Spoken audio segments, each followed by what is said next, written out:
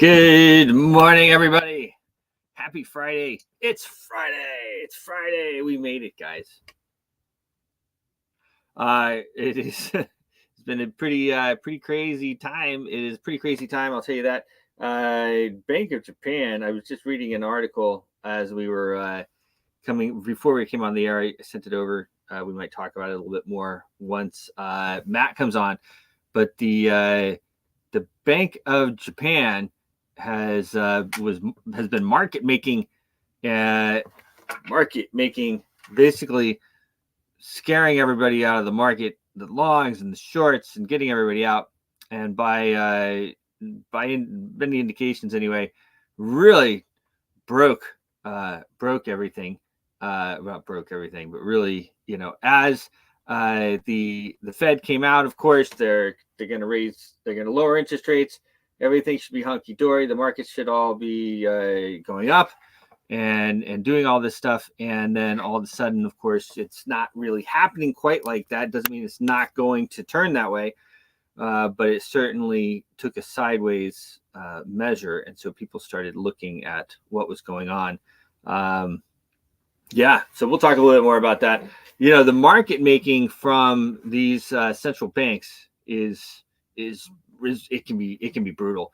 And of course, these the central banks and the exchanges, and they have intel that you don't have, and they are trading against you. That is one of the main ways that they will remove liquidity from the market.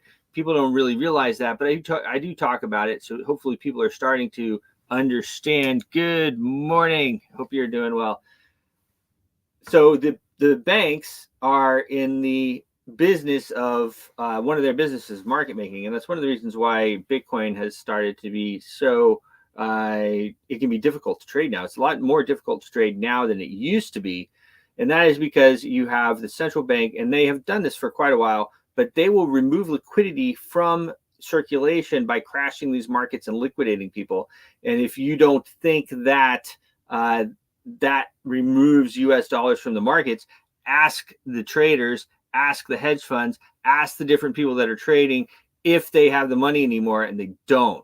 Okay, and so that's one of the ways that they remove the US dollars from the market, and that means that they can print more and inflation won't go up as much.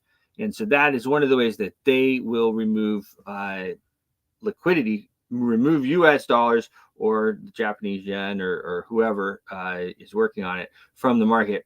And people don't understand to do that, but they're starting to get it.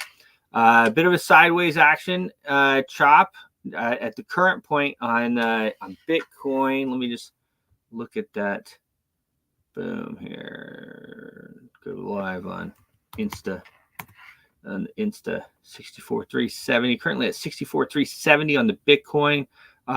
Dow futures moved down considerably overnight, and the Nikkei, the Japanese stock market, tanked the worst it has in like 20 or 30 years or more. 1987, I think. Almost 40 years overnight, and that was with the Bank of Japan trying to run off all of these traders, these leveraged traders, and kind of breaking the currency. The Fed will probably come in with the aid package and save the day, quote unquote. But as Matt always tells us, the printing up of money, it works really well, but it works better in the beginning, and then the more and more you print money, the less and less it works. The more and more you have to print. 35 trillion is what we owe the U.S. central bank right now, and that's for them fronting their U.S. dollars. And not even we call them U.S. dollars. That's what they're called. They're called U.S. dollars. It's not our money. It's their money. We use it. We borrow it to use it. Their interest rate right now is 5%. They have like a special deal with us. My last calculations was it's about 3%. Is what they're charging us now. I don't know if we were around 3% interest rates for a while, so I don't know if that changed as well, or if we have like a special deal. I have no idea. They know that. Probably it's in line with, it's probably 5% now. So for every 100 billion, we pay them $5 billion for every 100 billion they give us. Just to give you an idea, we we spent about $6.5 trillion last year. It was minted up at the U.S. Treasury. Okay. Oh, okay. Let me see here. Danny Osmond. Well, that's all right. Well, that's cool. I wish I could attend, but our price should have a great day. Well, you too. Always great to see you. Yeah, so that's it's a crazy day. So gold is moving up, oil's up, Bitcoin is bouncing, US dollar's down, stocks are down, they're just bleeding.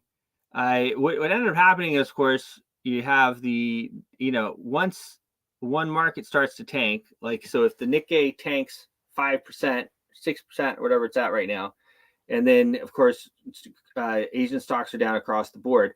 People are waiting for the Dow to open so that they can liquidate their assets there, sell their assets there, and then use them to cover their margin positions or losses, or so they don't get liquidated. So when the market starts to tank, nowadays especially, it's across the board.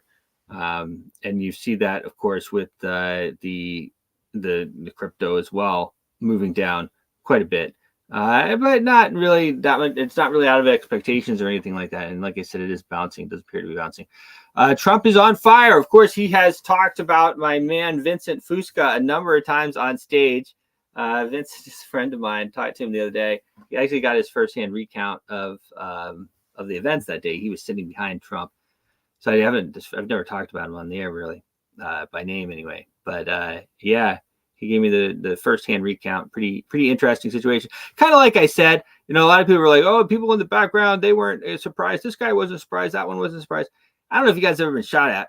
I have, and the first time you get shot at is kind of a surreal experience, and you don't really understand even that you're getting shot at until like later. Most, or at least it was for me. I mean, the reaction was, "What's going on?" He said, "I thought it was firecrackers." I thought, who is this jerk throwing firecrackers? That's what he said. He said a lot of other things too. We may have him on the show. I told him, hey, look, man, you want to come on the show, you come on the show. If you don't want to come on the show, don't come on the show. We're friends. Whatever you want to do, it's fine with me.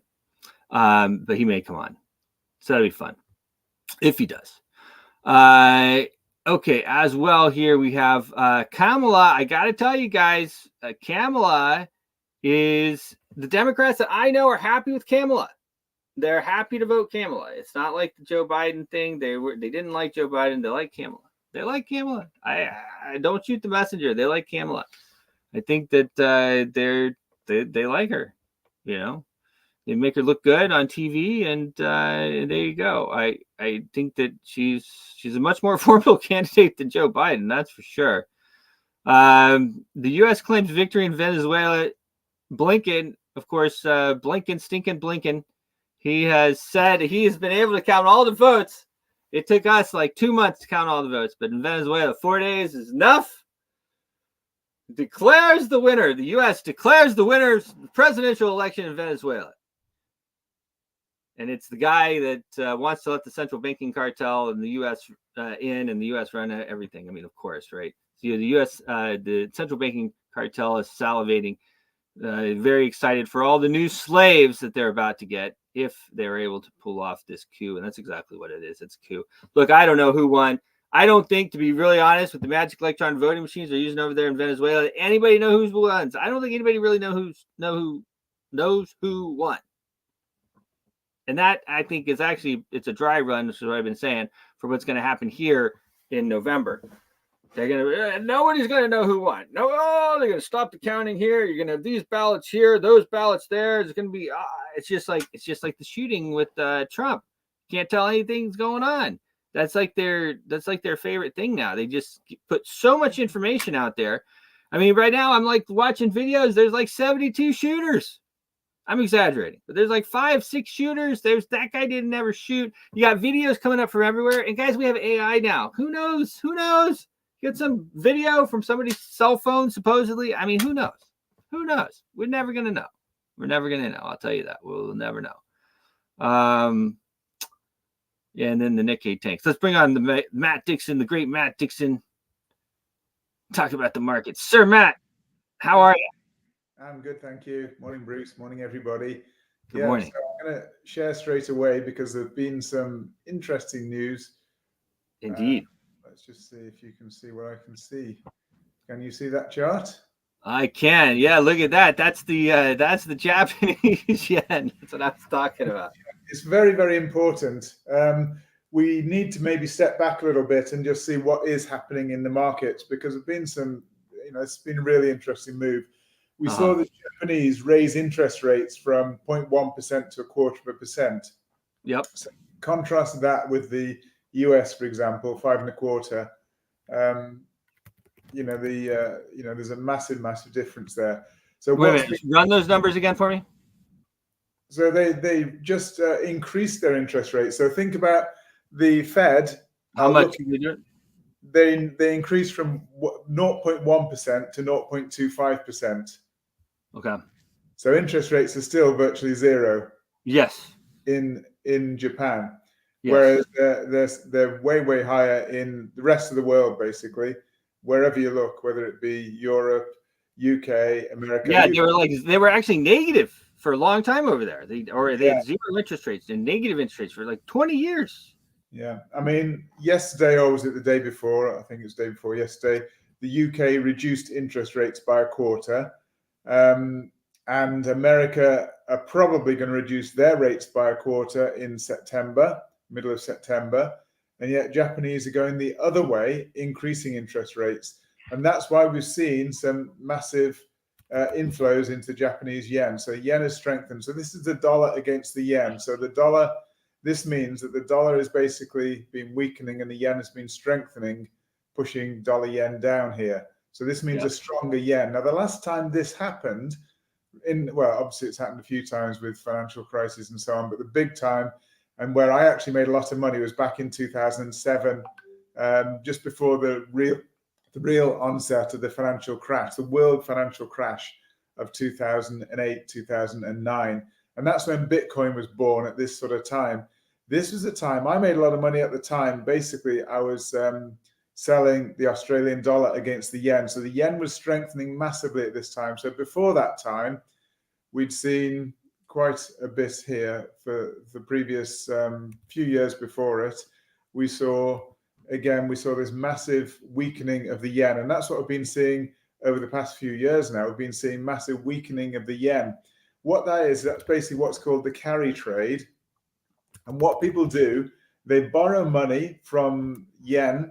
And as you know, the yen has got a virtually zero interest rate. So you can borrow money from yen at very little cost, virtually for nothing. You can borrow money for next to nothing. So you borrow money from yen, you invest it in other assets which produce higher yield. And obviously that's how you make your returns. You're paying very little on the money you borrowed and you're making money on where you invested.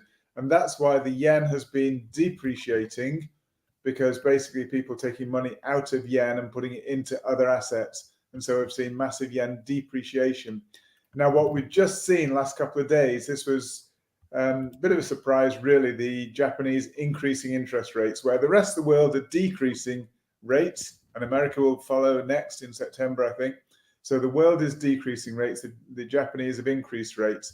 And so we saw a massive move here. And in FX terms, this is a massive move. I mean, the rate was 161. It's now 148. That is absolutely phenomenal move. I mean, this is a long-term chart, monthly chart. You can't really see what it means. But for example, just this move here, in fact, between these lines, and it was actually much less than this, probably between these lines, I was selling Australian against the yen back in 2007-8. I did 14x my investment, 14x in just a very short time. Good times. This little move down here, 14 times. And we're seeing the beginnings of a massive move here. Now, remember, this was the precursor to a big market crash, a massive financial crash that caused the real beginning of money printing in the US and Europe. And it was actually that money printing, which at the time, the problems were so big, they did have to print money. They could have let the banks go under. and we'd have been in years and years and years of mega recession. Maybe that would have been the best thing to do. Who knows? Because I think what they have done with the money printing is just store up more and more problems, which have just magnified and got worse and worse. So it's like you said, kind of analogy. Like taking drugs makes you feel better, maybe. I don't know if I've done it, but taking drugs gives you a good feeling, I guess. And you take more and more and more to get that good feeling. And that's what's happened with the money printing. They printed more and more and more. And they've used world crises as excuses, I think, as well, to print money. So, for example, the COVID crisis was really just another excuse to print a load of money, because the economy before COVID was actually, came about, was already beginning to slow down. And so they needed to print money because they'd already printed money. There's no way out. Once you start, it's a slippery slope. And they'd started down this road of money printing, kicking the can down the road. And COVID, whatever you think of it, was actually a great opportunity for the government to print a whole load of money and cover up the mismanagement of the economy through the previous money printing. Probably they should have let some banks go back in 2008. Yeah. They bailed them all out, covered up for the rich. It's the general public that paid for it all through money printing. They're the ones that pay. You just went through the figures. Did you say 6 trillion, was it? And the repayments, was it last? The Treasury printed up 6 trillion last year, yes. 6.1 trillion or 6.4 trillion. Okay, and then a massive amount of that is just used for repayment. So basically you're printing money to pay your debt. Yes. Creating more debt to pay your debt. So the amount of money that was due to the Federal Reserve for the payment of debt was 1.6 trillion. And that's why I'm telling everybody because that number, the number that is the same number that they brought in 2023 for federal income tax. And so if you look historically, the number that they bring in federal income tax is always mysteriously the number that we owe the central bank. And so they have really no choice but to raise taxes this year. They because the interest payment's going to be higher. So it's another reason why I'm a little worried about, everybody's very optimistic about Trump getting in, but Trump's not going to raise taxes, I don't think. And so I don't see how they allow him to get in. Yeah, same with the UK. We just got a Labour government in now, and they're talking now about, the financial situation was far worse than expected, and they're going to have to raise taxes to cover, effectively, like you're saying, to cover all the interest payments and the expenditure that there is there. So we're in the same sort of mess. The Japanese are taking a very different road, but they've been in a financial mess actually for many, many years. And they are struggling with recession already, and yet they're struggling with recession, and yet they've increased interest rates, which is rather odd. But they're struggling with recession, and they're also struggling with inflation. So this weaker yen has actually caused inflation. When you have weakness of a currency, it does cause inflation. So that's the big concern in the US, that when they start to lower interest rates, and they've printed all this money as well, it's basically the danger is going to be a potentially rising inflation again, and also recession. So this is stagflation that's coming. So I think we're in for a far worse situation than we've experienced for many, many years. People haven't really noticed it yet, but the warning signs are there. So as I say, back in 2008, 2007-8, the yen started to strengthen massively. This is the actual beginning of the unwinding of the carry trade. This is basically the beginning of people starting to cash in their investments and having to pay back their borrowings in yen, because if the yen is basically starting to strengthen, then it becomes a problem for them to repay, because the stronger the yen is, the more money they have to repay. So whilst the yen was getting weaker and weaker, it was great news for them. They could borrow at zero interest rate, invest to make money, and actually the borrowings that they made from the yen was depreciating, and basically it's just they're making money hand over fist. But now we're seeing the yen starting to strengthen. They're going to have to repay debts, and that's why we've seen the stock market selling off. This is the actual reasons why the stock markets were selling off, really, because the yen strengthened, because they increased their interest rate. Now, The more the yen increases, the more the markets will sell off. Now, it's not going to happen in a straight line, but I'm just telling you, this was the beginning. This was the canary in the coal mine back in 2007-8. The yen starting to strengthen. That means you're going to have to start cashing in your investments around the world from risk assets and pay back your yen borrowings. And that's what happened there. And that's what appears to be beginning to happen here. It may be that it's another false alarm, because we had it a couple of times recently. But interestingly, this looks like a really neat move from the low point here. I measured the magnitude of it, so I just used my fib measuring tool and measured the size of this wave here, the A wave, and I just transposed it over to here to give me basically the third wave target, 2.618. You remember that? We're always talking about this 0.618, the golden ratio. So this 2.618 is a perfect target for a wave 3. So we've had an A wave up, a B wave down. Then the wave C is made up of 5 waves. So we've got wave 1 to here, wave 2 to here. Wave 3 is that perfect 2.618. It's what you expect. It's the extended wave. It's absolutely textbook. And then we got a correction wave 4, which didn't overlap this wave 1 here, so it's perfect within the Elliott wave rules. And then a 5th wave higher. Now, I'd need to look at a shorter time frame to see whether the 5th wave is complete, but there's a risk that it's complete. If it's not complete, it's somewhere near completion. And I will look at that in more detail. I looked at this because I know you highlighted it, Bruce, and said it's something we need to be looking at. So I started looking at it this morning. Yep. And there are a lot of similarities between what started to happen in 2007-8 with the financial crisis that followed and what's happening now. So this is what we'll go on to Bitcoin, because that's really important. The couple of scenarios we looked at the other day, there are 2 possibilities of an ABC higher or a 1, 2, 3 higher, and the implications there. Now, if Bitcoin were to follow this, and we've effectively got ABC higher back from the financial crisis in, at the end of the crisis, ABC higher with the yen, and as yen strengthens, we start to see risk assets selling off as well. So there's some good correlation here between risk assets, a very good correlation between risk assets and what's happening with the yen and the dollar yen. So if we're starting to see a sell-off here, and if we actually retrace, if this is ABC, it would mean potentially, if they were to come all the way down here, this would be the most serious market crash of all time.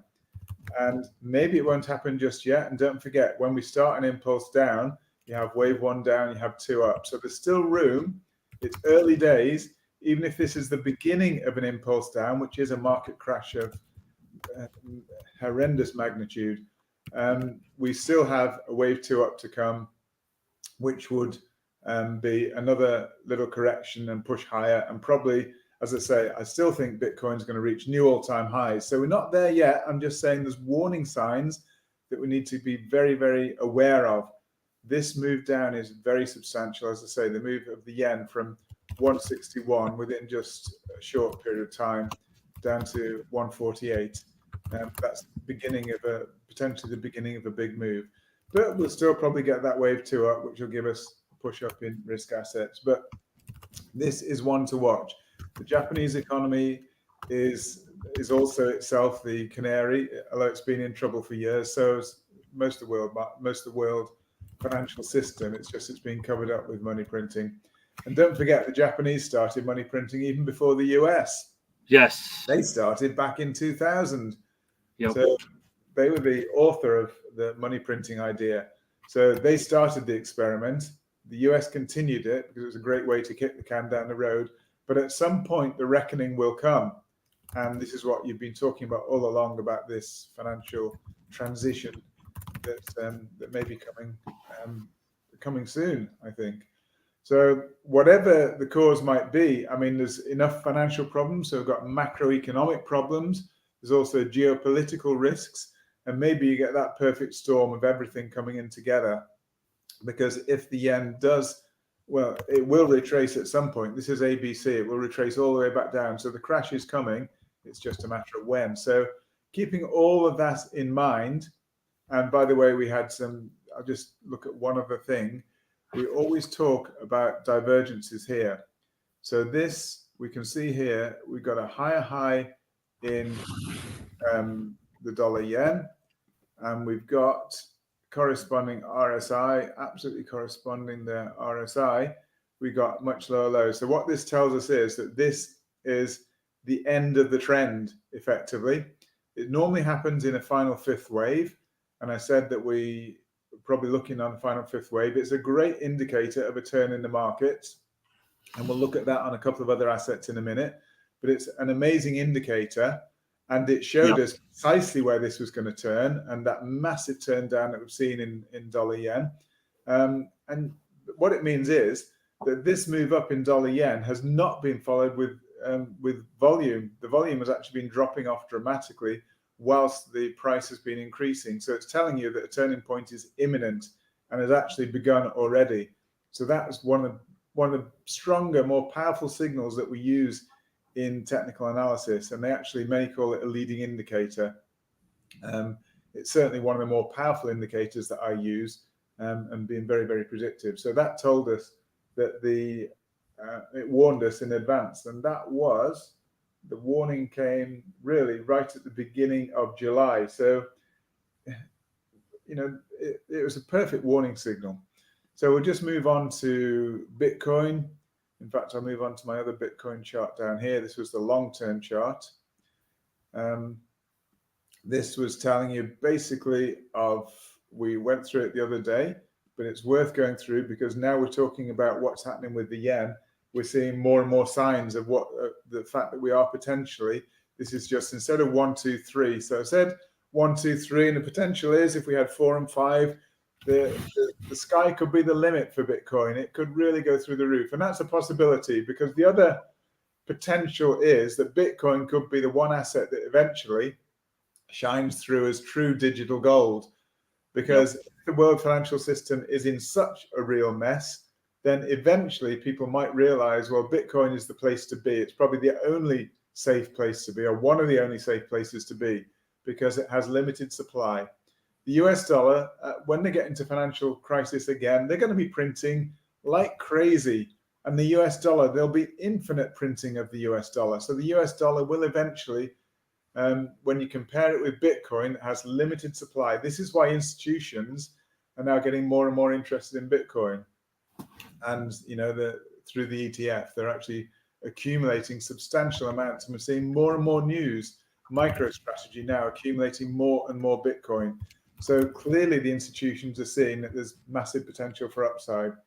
So with Bitcoin, there is a possibility that this is 1, 2, and we're working on 3. We're definitely going to go higher. I personally don't have any doubt that we're going higher with Bitcoin. Whatever the scenario, whatever the financial situation, we're going to go higher, and we're going to smash and even if we pop around a bit, you know what I mean? Doesn't mean it may not dip lower, although it does appear to finish this correction. We'll have a look at the shorter term on Bitcoin, but we're looking for a fifth wave higher. I think no matter what happens, as you say, it can pop around a bit. The end of this fourth wave was around the 53, 54, about 53,000 level. Looks as though that was actually the completed fourth wave, and we're beginning to move up. But there's still choppiness even within a fifth wave. You have 1, 2, 3, 4, 5, so there's still ups and downs. So nothing moves really in a straight line. It might look like it a bit when you look at a monthly chart like this, but when you look at the shorter time frames, there's an awful lot of choppiness. So it doesn't mean that if you invest now, you're not going to suffer some downside. There may well be, but overall, if you bear in mind this was the fourth wave low, it's good time to accumulate dollar cost average, get into this asset. Bitcoin in particular, I think, is really attractive because, as I say, even in times of real financial crisis, Bitcoin will sell off, no doubt, when the financial crisis starts. I think, if you ask me, and this is just my my assessment, my guesstimate, you can't take it as read, but it's my thoughts, and I've been trading these markets 40 years now. I think we're going up in a fifth wave on Bitcoin, probably to at least 84,000. I think then we will get a financial crisis ensuing around the world. I think we're going to get a sharp sell-off on Bitcoin, which would just be a retracement of the this move. It could go beyond 84, by the way, in a third wave, but we'll still get a pullback at some point, a deep pullback. But then I think when the financial world is in crisis, I think that people will actually adopt Bitcoin as digital gold and realize where are they going to put their money to keep it safe. And one of the few things, obviously, is actual gold. But gold isn't actually a very efficient asset, although it will appreciate often in times of trouble. It's not a very efficient asset if you want to transact and send money around the world. Gold is actually very cumbersome to send around the world, very cumbersome to break down into manageable bytes to buy things with. Whereas Bitcoin does have that flexibility. You know, it can be broken down to multiple decimal places and cent places. That's what, you know, the thing. It's so easy to send it everywhere. Absolutely, yeah. Very, very quick, very efficient. So I think that Bitcoin will eventually shine as digital gold. And I think that's what I think these institutions are seeing now. They're mopping up the supply of Bitcoin, and that, bearing in mind, there's only ever going to be, we say only ever 21 million. Well, we know that's not the case. Only ever going to be 19 million or something, 19 point something, right, because so much has been lost and continues to get lost, but probably less and less. People are becoming more aware about keeping their wallets safe and so on, and not losing their seed phrases, etc. But anyway, well, and then, but there's also the part, and not that it's so much lost, but there's a lot of it now that's being tagged and used to back different currencies that are built on Bitcoin. So basically, it's removed from circulation. Yeah. So just looking shorter term on Bitcoin, and this is why I said we had that wave 4. Let's just see. We've had basically a fifth wave. So sorry, we'll just be moving down here. We've got an ABC down here, corrective ABC that we had labeled in advance. And it's quite good to see. Interestingly, I measured the magnitude of the A wave. You can see there, that's the A wave measured down to there. I transposed it to top of the B wave, and it gave us the precise level of the expectation where Bitcoin was going to go down to. And down to 61,244 was the level. That's virtually the bottom. Let's just see exactly what it was. Low level. Okay, so within $30, we nailed the bottom of Bitcoin there. So that was the good level to be buying in at, all around this sort of level here, to be buying into Bitcoin. And we had some nice divergence here, just to tell us about this little sell-off here. So we had a wave 1 up, we had divergence. I might as well draw it on. No point just talking about it, might as well show it. We had a bit of divergence from here to here, and we had the corresponding, and this, by the way, was hidden bearish divergence that we had here. So this was telling us of the little sell-off we had here. So you can use it in all different time frames. We used it long-term on the Japanese yen. We've used it short-term here, just telling us there's going to be this little sell-off here. So we've had a wave 1 up, wave 2 down, I think. And we now look as though we're beginning to push up in a wave 3. This should take us beyond this level here. It should take us beyond the previous all-time high. So I've got wave 4, actually should be labeled there. So we've got basically, sorry, now looking at different timescales. We've had a completed wave up here. We've had an ABC wave down. That's the correction. So we now expect an impulse to the upside in line with this arrow that I've got here. That's the previous all-time high around 74,000. So we should exceed that. We should, even on this run up. So I think we're going to get a really good rally. I think that the fact that the Fed are going to be reducing interest rates is going to be positive. This was just a normal correction, ABC correction, so we shouldn't have been disturbed by it. A lot of people were throwing the baby out with the bathwater, saying, oh, Bitcoin's finished, etc. Yet again, what a terrible bull run. Well, I still think the bull run's on. It was just a perfect ABC correction. The C wave equaled the A wave precisely. Beautiful Elliott wave manifestation there. And then the price moving up beautifully now in an impulsive wave to the upside to take us at least to challenge the previous all-time high and probably way beyond. So that's looking really positive for Bitcoin short term, but long term, all bets are off because we don't know whether it's 1, 2, 3 or ABC. But if we look at dollar index is now beginning to come down. Again, that aligns with our expectation that we're expecting a pump probably in Bitcoin. So we had an ABC correction higher in dollar index, and then we got the Fed news, which is basically dovish, and that started to push the dollar index down. With it being ABC, that's corrective higher, so we expect impulsive lower, which is beginning to happen. So as dollar begins to fall further, then that means that the price, the dollar will fall probably below this support line here. We should get a good move down. That gives us that pump up that we've just been talking about in Bitcoin. We are expecting a pump higher in Bitcoin and other risk assets. So they're all going to be looking positive as the dollar falls in value. So that what we looked at with the yen was a slightly longer term look, and it's telling us there's warning signs there. So whilst Bitcoin and risk assets, other risk assets, short term looking to push higher, and we're going to see the US reduce interest rates, the FOMC will reduce interest rates, that'll pump risk assets, but slightly longer term, a little bit further down the line, the yen is giving us some serious warning signals that things are not all as rosy as people are thinking right now. So that's the dollar index looking to go lower, and I think we're seeing it moving really nicely now. A strong impulse down there, bit of a correction, and we're looking at another impulse to the downside. So that's quite positive. So I'm happy to be long risk assets at the moment. We'll look at the S&P.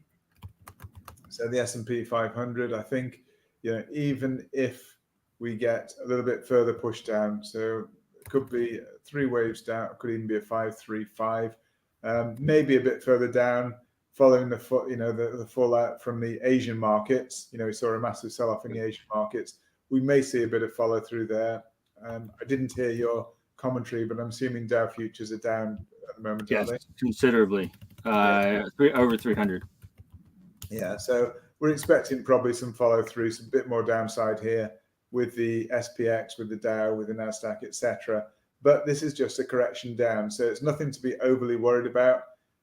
For me, it's just a further buying opportunity, because I still think we're going to head, after this correction, we'll head again to new all-time highs above that previous 5.6. We're currently 5.3 something, may drop a bit lower, but they're just opportunities to dollar cost average and buy into that asset. So that's positive. I was looking at the Ethereum this morning. Again, I like the look of Ethereum, the Ethereum chart. Again, just focusing on a couple of divergences, which for me are really important. So we had this regular bearish divergence up here, was telling us that price was going to tumble down. Precisely what happened. So we got higher highs on the price and we got lower highs on RSI. Just like that Japanese yen looking really long term, which warned us of the downside there. Exactly the same signal here, where basically prices were going higher, but there's no volume to support it. So prices basically collapsed soon after. That's precisely what happened with the dollar yen. That's precisely what happened here with Ethereum. But now we're getting another signal, an opposite signal. This one is basically regular bullish divergence. So this was regular bearish. This was regular bullish. So it's telling us of a turnaround in prices. That looks like it's already begun here with Ethereum. And what we saw here was lower lows on price, but higher lows on RSI. And that's actually the opposite signal to this one, effectively. So this was regular bearish. This is regular bullish. It's telling us that there's going to be some bullishness now. So that's that particular signal. And a number of other things we can look at. But basically, I think we've completed some sort of ABC. If I measured this, and I will just measure it, just to see what the relationship is between this wave down here, to see if it's complete. That wave down there, compared to that wave there. Okay, it's not quite 1.618, but anyway, it looks like it's a completed kind of ABC move down, and it's a correction of this move up here. So this move was in 5 waves. 1, 2, I think it's 3 here, 4 here, and 5 here, in fact. So I think we're probably complete now with this 1 or A higher. We're now completed with 2 or B lower, and we're going to push higher, and we're going to push above this previous level here, which was 3,500 on Ethereum. So along with Bitcoin, looks like Ethereum, we now have the ETF, of course. not had such amazing uptake, but I do think there will be some follow through. There'll be more uptake, and Ethereum is still a great opportunity at these levels. I think to be starting to dollar cost average once again, because I think we're going to see from where we are now at 3,000, we're going to see above 3,500. So percentage wise, and we'll see well above it, by the way, should see way above it. So looking at a really good risk reward setup there for Ethereum. Tell me when to finish when you want, Bruce, but there's loads of positive opportunities here.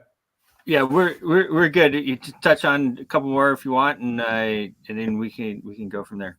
Yeah, we've mentioned Toncoin quite a bit. Mentioned yesterday, we've had a nice correction down, ABC correction down, and we started quite impulsively now. This is a really nice candle that we have on the 4-hour, really solid candle we have there. I'll tell you what, Ton held up like the best through this move down. Of course, it did start to break down as really they started wicking down on the Bitcoin, and as well the ecosystem. I know I talk about the dog or flower one. That's my favorite meme on the Ton, but it was a great community and everything else. But that ecosystem is booming, and I am expecting this to return to all-time highs. Ton to return to all-time highs, quickly. The good thing is on this show, we're not always just talking about bullishness. We also highlight when there's bearish opportunities. So, for example, just to show here, we had some nice divergence there. Actually, to there. You actually called you called it a month ago or whatever else. I remember 2 months ago. Yeah, we're in for. I don't know what we're on a smaller chart now, but anyway, yeah, go ahead. Yeah. So basically, we had here some hidden bearish divergence, which told you that there's going to be continuation of this decline here. Yes. That's precisely what happened. So now we can look at, there's no actual particular divergence. I mean, there's some divergence. Let me just see. No, there's no particular divergences in place. You don't always have to see divergence, but it does warn of some really good potential turning points in the market. But I think that the fact that we've had a corrective move up here and a corrective move down here, I think we're definitely on for a good move to the upside with Ton in the ecosystem. Yes. Yeah. Agreed. I mean, I tell you, I haven't seen a community with such maxis. Yeah. You know, they have like literal maxis. Like I'm a Ton maxi. You know, and like, okay, all right. I mean, Solana has an amazing group. You know, amazing people behind it, a lot of money behind it, but you don't get that same. I don't see that same type of. I don't know what the word I want, but fanaticism, I guess. But talking about fanaticism, let's just have a quick look at XRP. It's again. Oh well, XRP has the fanaticism too. With their guys. It's amazing. We said in advance. Remember, I said they're going to be releasing 1 billion XRP on the 1st of August. Yeah. And the whales would be buying up the price before the 1st of August because what they want to do, they want to raise the price. And this was a final push up here, actually in 5 waves itself, it seems. But anyway, they bought up the asset because when that billion was released, they wanted to sell them at higher prices. So what they do, they squeeze the price higher. So this is a good little tip that we mentioned yesterday. When you know there's going to be a big release of tokens, very often you'll see the price squeeze higher because we know that the people who are going to be receiving those tokens will want to sell them at the highest price possible. So it's easier to squeeze the market higher when there's lower liquidity. And so they squeeze the XRP higher here. And we got the squeeze up to 65 cents on XRP. And then immediately we see the release on August the 1st. We then see the sharp sell-off.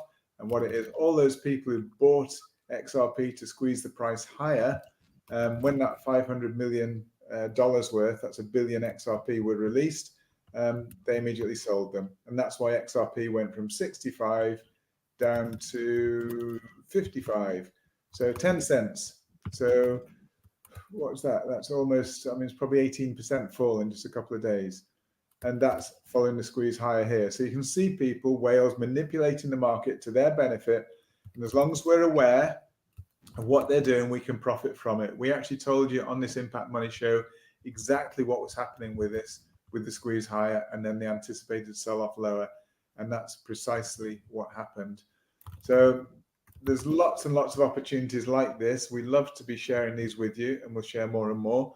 I think that's probably enough for today. I know we could go through so many more. Probably just finally touch on your favorite Doge.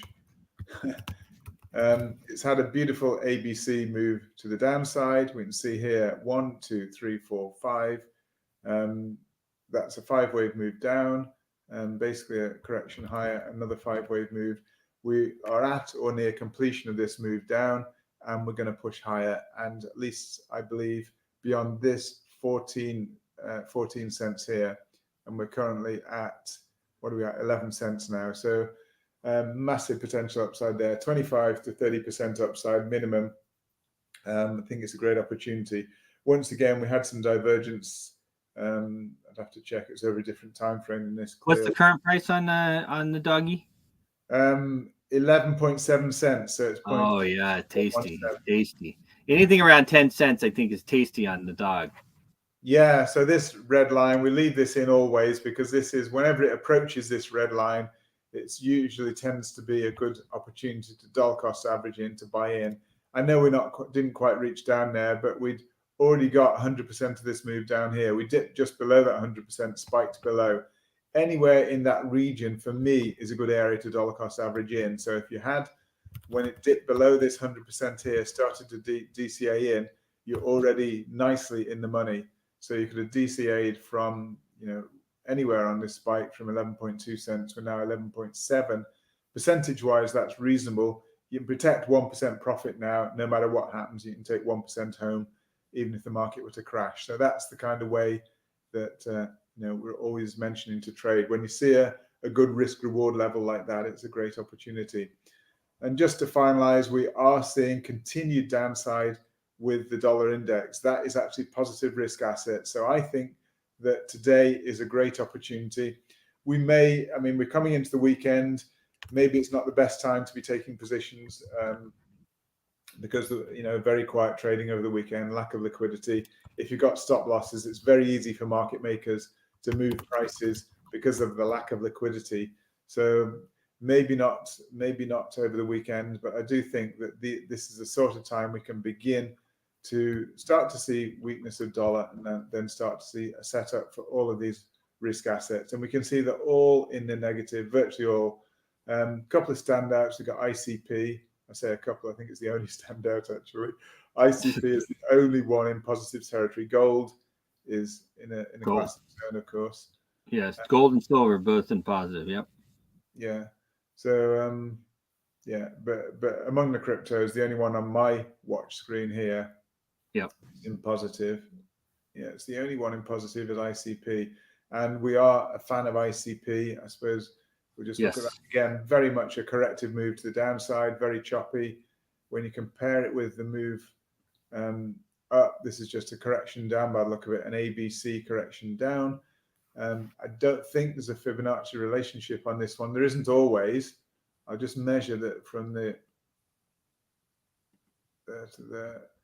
Let's just have a quick look. Oh, okay.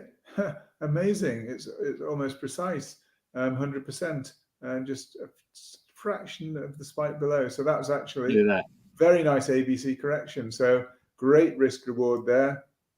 I think ICP, it's the time to be dollar cost averaging. So anywhere from this 100%, and especially just anywhere from there. When it's 8.3, it's now 8.9. Actually, I'd expect the move to take us above 10.9. We're currently 8.4, I think. Sorry, 8.9 right now to 10.9.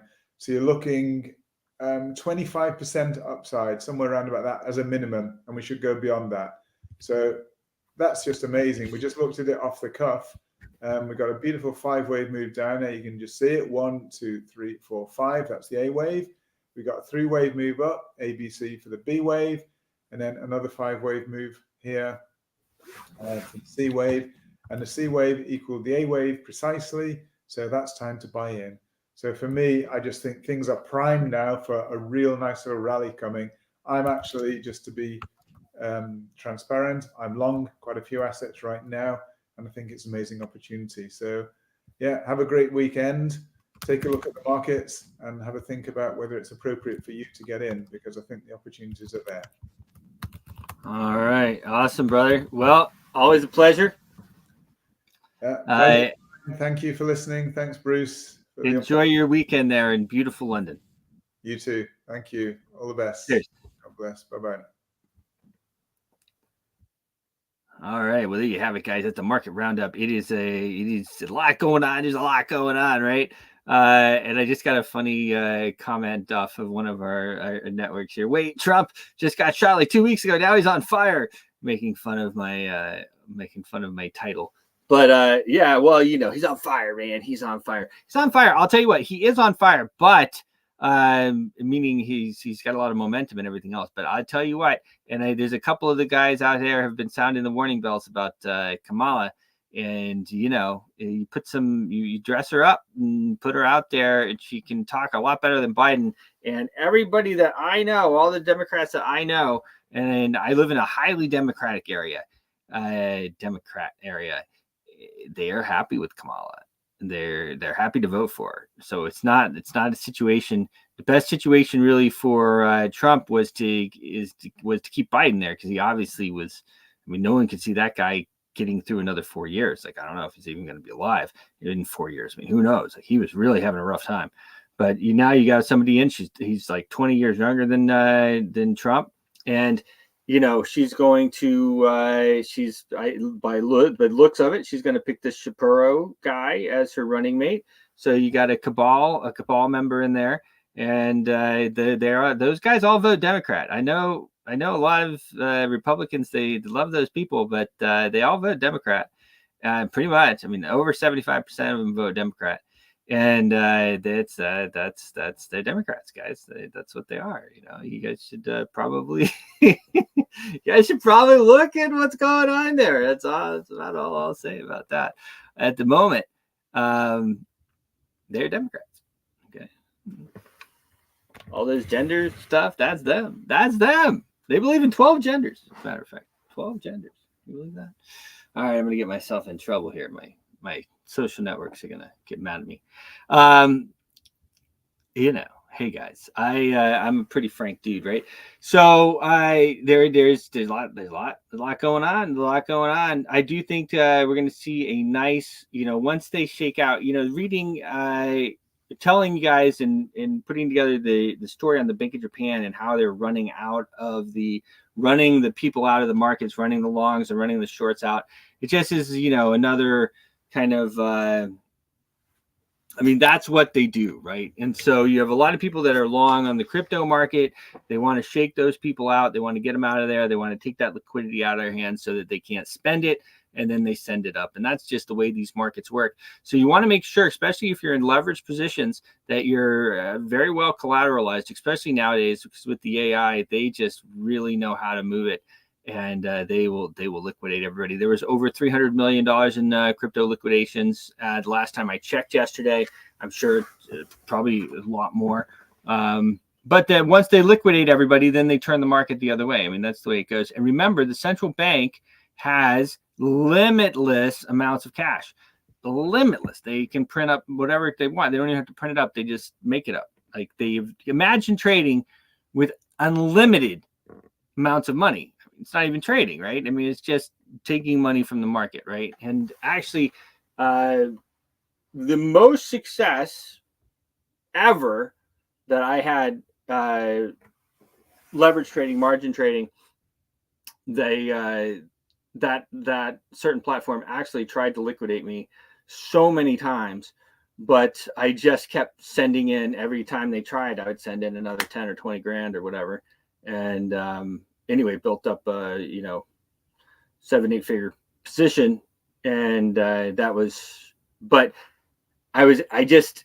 time I just sent in more money. And that's, if you're able to do that and just send in more and more money, at a certain point the market turns. They've liquidated everybody else. They figure out they can't liquidate you. You're not going to get liquidated, but they've liquidated enough other people, and maybe you've sent in enough money that they can use. Remember, you send it in, they can use it, right? Pretty much. I mean, you're not supposed to, but anyway. So that's how the markets work, man. That's how it works, guys. That's how it works. So yeah, so we're going into a weekend. I am sounding the warning bells about her, Kamala. Like I said, people are pretty happy with her. I do think that we're going to have a pretty nice weekend. I think now, of course, I didn't even mention these wars going on, but of course, we have wars over in the Middle East. Nobody's even talking about Ukraine anymore. It was a bit of, I guess, a bit of Hollywood. You had Zelensky coming out saying that he wanted peace, please. And then, we need peace. And then we're just sending over more and more armaments over there. So it doesn't look like it has any, unless I don't know why we're sending the stuff over there. Maybe just to sell. Of course, you let the contractors sell their stuff. That could definitely be it. We're sending it to other people. We're sending it over there because we told other people we're going to do it, or just to pay people. I mean, who knows what that's all about. But Russia is going to squarely back Iran. I'll tell you that. And so is China. China is going to back Iran. Israel seems dead set on having this full out war. And actually everyone should pay attention as well at how they are assassinating everybody. So I talked about some other people assassinate people, or some other people. That's kind of their MO, right? Yeah. So that's interesting, isn't it? Yeah, I think it's pretty interesting. So anyway, that's that. So I wanted to talk, of course, about my good friends here at. Well, let's see. First off, let's talk about Coin Vigilante. Coin Vigilante watches, the Coin Vigilante watches. If you haven't gotten your Coin Vigilante watch yet, you should get it now. This is American made. These are American made timepieces. Beautiful American made timepieces. They are part and parcel of the Bitcoin monetary revolution. Go to coinvigilante.com. Get yourself one of these. Go ahead and order them up. Use Impact Money. Coinvigilante.com. Here it is right here. I've been looking at this one. Boom, boom, boom. Coinvigilante.com. Use 10% discount code Impact Money. Get yourself one of these watches today. They're American made. They are supporters. They're supporters of the monetary revolution. They're MAGA guys. They're all this. They're all these things. My computer's warming up here. Couldn't be because I'm doing all this stuff. Huh? No way.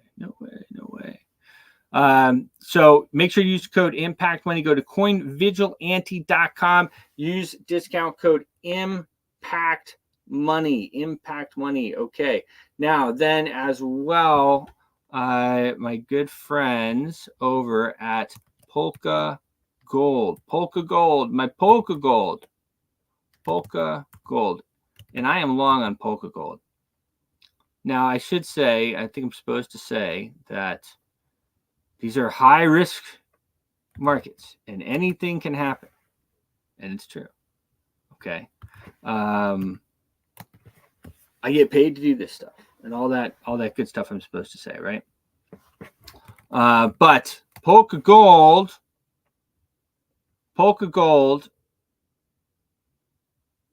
Now my computer's having a hard time here. All right, hold on. Just give me 1 second. I know that you can hear me. Let me just get my stop my cam here. Okay.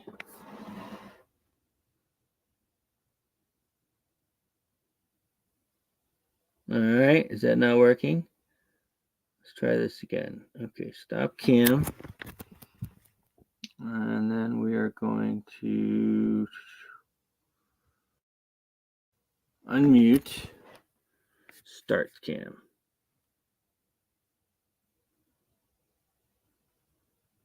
Huh.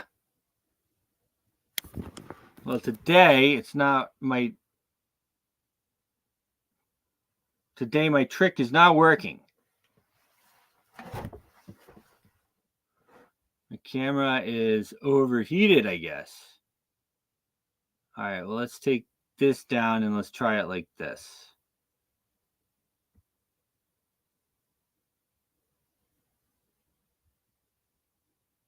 All right, well, if I can't get the camera going, I think it's probably time to finish the show. Make sure, guys, if you want to make an impact, reach out to me. I'm going to go ahead and finish the broadcast here. Cheers.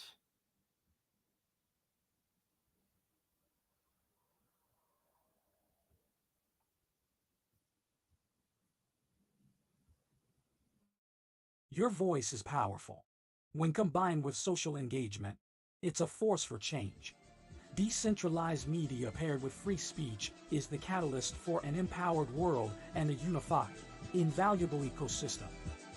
Join Global Boost, become a champion of free speech, and help to reshape the future of media.